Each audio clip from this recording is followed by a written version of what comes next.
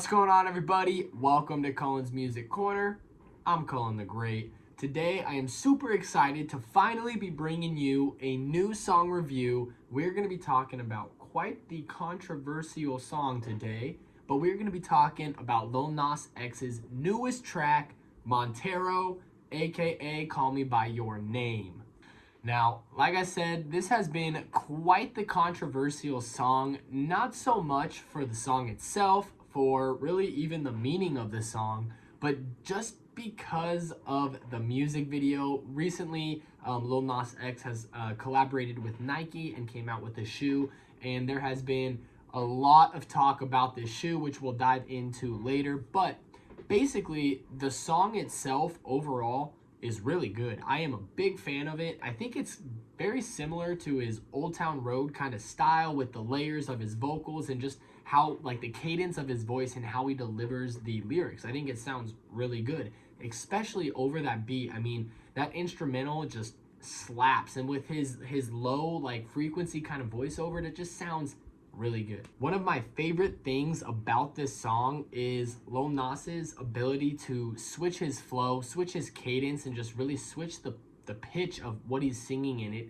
And it was one of those songs that I never got bored listening to. There was always something new happening, a different, sound to the song that really kept me listening and kept me paying attention throughout. And I think that's probably why I'm such a big fan, is that there's not a second in the song where I'm bored listening to the track. It's always got something entertaining going on with it. So if you haven't checked it out, definitely go check it out. I haven't looked at the music video yet, but I do know there is quite the controversy surrounding that, which again we'll dive into in just a second. But to kind of go along with his excellent ability of switching cadences, switching flows, switching pitches, was the song structure of the song. I think that it complemented his ability in switching up his stuff like that so well. It really gave him the freedom as an artist to kind of sing over the song and all right. What's going on, everybody? Welcome to Cullen's Music Corner. I'm Cullen the Great. Super excited to finally be all right. EP on all the streaming platforms, but really it's just this main song, Montero. But the second song, I believe, is Montero, but with Lil Nas making all the noises for the instrumental. So essentially it's just him beatboxing while singing over his beatbox. It's kind of cool. The third one, I believe, is a satanic remix or a satanic edition, where I think it's just got an extra few bars. And to be honest, I didn't look at the last one because at that point I realized they were all the same song, to be honest with you. So this song was heavily applauded and seen by many as a very valuable expression for homosexuality, and I couldn't agree more. Especially in the hip-hop industry, it's one of those things where it kind of gets a negative image if you're gay in the industry, and I think Lil Nas is so important to music and to society right now because he is one of the first rappers to break through mainstream media as an openly gay rapper. And I think the importance of him making a stand and normalizing homosexual lyrics in songs is incredible. And I think he is on the right track he's already broke records, he's already made history, but I think he is on the right track to completely change the way the music industry is run, to completely change the way that us as viewers, us as listeners, listen and view songs. Even us as musicians and us as artists, how we create songs. And I think that it is super important, and I am so excited to see the progression and just overall the fact that this song is so fucking good and it stands for something so fucking important.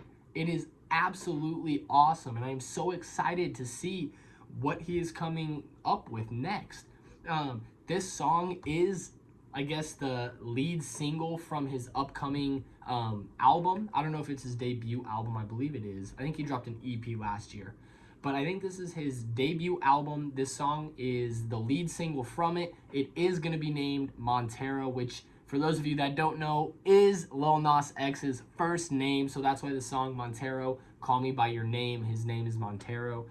The song itself, like the lyrics are kind of confusing, I guess, but it sounds good, so it works. But I am super excited to see what he's got in store with this album, and I think that it is just going to be an absolute game changer for the music industry. I mean, Lil Nas X is just he's everywhere. I mean, basically, the biggest controversy surrounding this song was in the music video, Lil Nas X wore his shoes that he collaborated with Nike with, and they are a satanic shoe. I don't know the exact name of the shoe. I'm not really one of those shoe guys, but it was a collaboration with Nike, and the whole design was meant to represent the devil, was meant to represent something satanic. And when you're in Lil Nas X's shoes, it almost makes sense with the kind of scrutiny and like the way that the homosexuals and the LGBTQ community have been silenced based off of religion. It only makes sense that this would be the kind of shoe. Don't get me wrong, I am religious, personal. I have my own personal beliefs. I am not a fan of the shoe itself. However, I do support an artist's creativity and an artist's expression in a world that is, especially in the United States, in a place that allows us that creative capability. So don't support the shoe itself, but when you look at Lil Nas X and kind of take a step back and see what he's trying to accomplish, I support him as an artist and what he is doing. But that is the big controversy around the shoe, is that when it came out, it received backlash. It was not widely accepted throughout the United States, much like I think Lil Nas and Nike thought it would be. And in the video, he wore those Nike shoes, which he's only trying to promote his shoes. I don't blame him for that. If I came out with shoes, I would also wear them in my lead single's music video. That just makes sense, right? However, after the music video was released, Nike then sued Lil Nas X and actually ended up winning this court case for copyright infringement on the shoe and the song.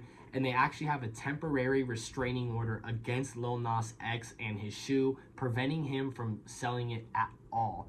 It's super messed up because, one, Nike approved the design for the shoe. Nike collaborated with Lil Nas X, and there was no issues about it until the public backlash. But it just doesn't make sense to me. It's very, honestly, quite unfair for Lil Nas X, in my opinion. Regardless of if you support the shoe, if you don't support the shoe, but Nike ultimately approved the design for the shoe. Nike manufactured the shoe. Nike made and sold the shoe. So why are you going to punish Lil Nas X for promoting his collaboration with Nike to try and promote sales for Nike? I just don't understand it. It doesn't make sense to me. And the timing of it is so funny because it was only an issue once he released the shoe, and all the public was just like, veto, no on this. So that's where all the controversy comes from. I don't think Nike handled this very professionally. I think they were trying to ride the wave of Lil Nas X, and once they got Lil Nas X, all right. Thank you guys so much for stopping by and checking out my videos. I really appreciate it. I hope you liked what you saw today. Let me know down in the comment section below what you think of Lil Nas's newest song, Montero. Kind of how you feel about all this controversy going on around it. While you're at it, you might as well hit that like button, hit that subscribe button, follow me on all of my social medias. You can find me on Twitter and Instagram under @CullenTheGreat_. You can find me on Facebook under Cullen The Great. And of course, me and all my music on your favorite streaming service under Cullen The Great. Thank you guys so much for stopping by. And until next time, peace.